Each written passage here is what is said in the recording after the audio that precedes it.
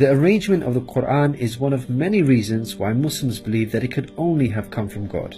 In fact, modern research has discovered a remarkable structure in the Quran known as ring composition. To demonstrate this, let's analyze the second chapter of the Quran known as Al-Baqarah, the cow. This chapter consists of a total of 286 verses. The entire chapter can be divided into 9 groups based on theme. The first group of verses talk about faith and unbelief. This mirrors the theme of the last group of verses. The second group covers God's creation and knowledge. This again mirrors the second to the last group's theme. The third group discusses the law given to the Israelites, which mirrors the giving of law to the Muslims in the 7th group. The fourth group relates to the test of Abraham, a mirror of the test of Muslims in the 6th group. The middle group, the 5th group, is the central theme of the entire chapter, the change in direction of the Muslim prayer. We have made you believers a middle nation, so that you may bear witness to the truth before others. We only made the direction the one you used to face in order to distinguish those who follow the messenger from those who turn on their heels.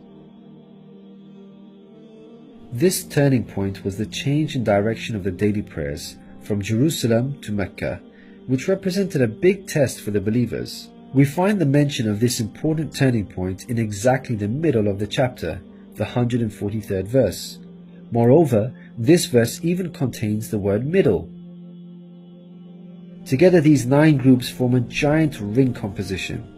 As you can see, ring composition is structured as a sort of circle, with the central meaning placed at the center. You can think of it in terms of a mirror.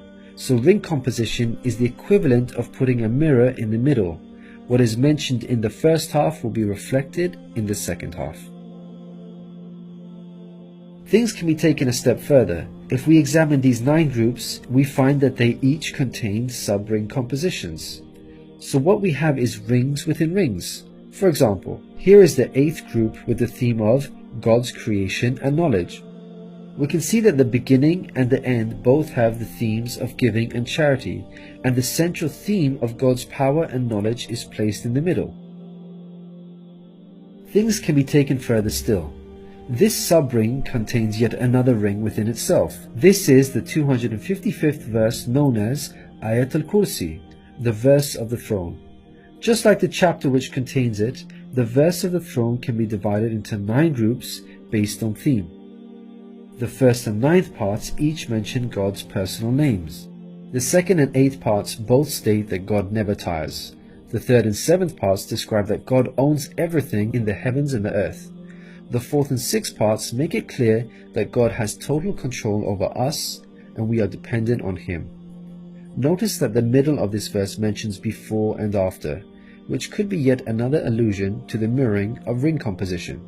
It's worth highlighting that not only does the verse of the throne contain its own ring composition, but it is also positioned as a sub-ring within 2 larger rings, a concentric ring composition.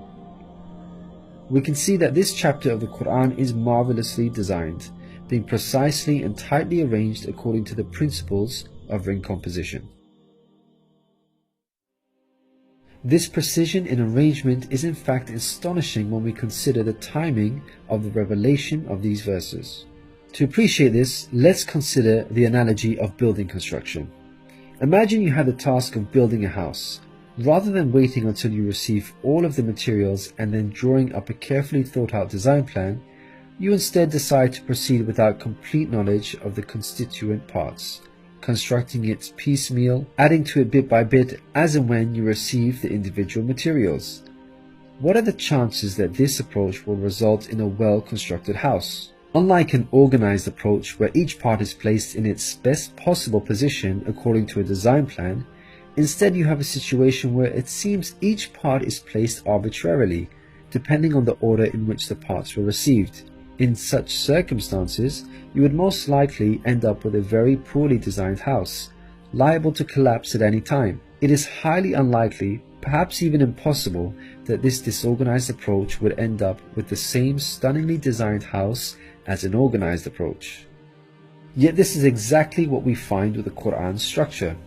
The builder in our example is the Prophet Muhammad, peace be upon him. The house that he began to build since its first verses were revealed to him is the Quran. The rooms and bricks in our construction example are its chapters and verses. He can never have a design plan in place for the Quran because the revelation of many of its verses depended on events that were out of his control, such as the social developments and challenges that he faced throughout his prophethood. For example, believers would come up to him and question him on a particular matter, or his enemies would challenge him.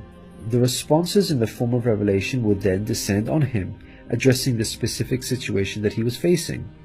How could Muhammad have devised such an intricate plan when he could not predict the events that would dictate the revelation of verses? Such an arrangement would have to be planned in advance, but this was not possible due to these events being out of his control. What this demonstrates is that the author was someone who could predict the future. Possessing knowledge of the unseen is a quality of God, not human beings. Some critics may point out that books prior to the Quran had this literary style, and therefore we cannot use this as an evidence for the Quran's divine origin. However, comparing the Quran to other books is like comparing night and day for many reasons. Firstly, Prophet Muhammad, peace be upon him, was not a poet, nor did he have any literary reputation. In fact, like many people at the time, he could not read or write. Secondly, most people would assume that the Quran is arranged chronologically, starting with the first revealed verse and ending with the final revealed verse. This is the order in which books are typically written, in a logical sequence, starting with the beginning, then the middle, and finally the end. But the way the Quran was composed is unlike any other book. Al-Baqarah, the chapter of the Quran that we have covered, was not revealed starting with verse 1, followed by verse 2, then 3, and so on. Rather, its verses were revealed out of sequence, over a span of many years, and interspaced with the revelation of verses from other chapters. The Quran's unusual manner of revelation makes implementing ring composition much more difficult than conventional books. Thirdly, conventional books follow an editorial process by undergoing multiple stages of editing, which allows the author to gradually refine the text over time. However, the Quran did not undergo an editorial process. Prophet Muhammad, peace be upon him, would place the verses in their positions as soon as they were revealed to him. With each new verse, he would not go off and review what had been previously revealed to see where he can position them in order to maintain a ring structure.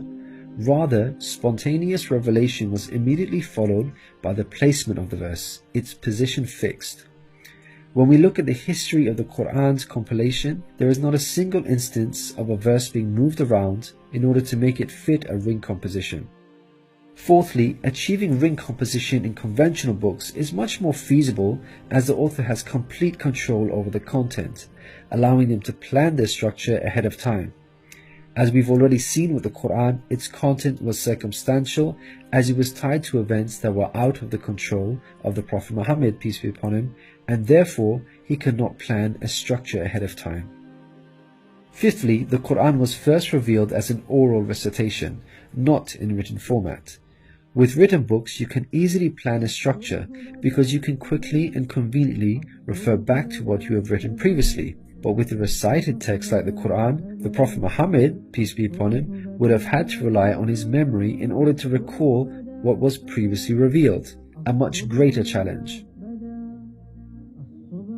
In light of all these difficult circumstances, wouldn't you expect the Quran's structure to be jumbled?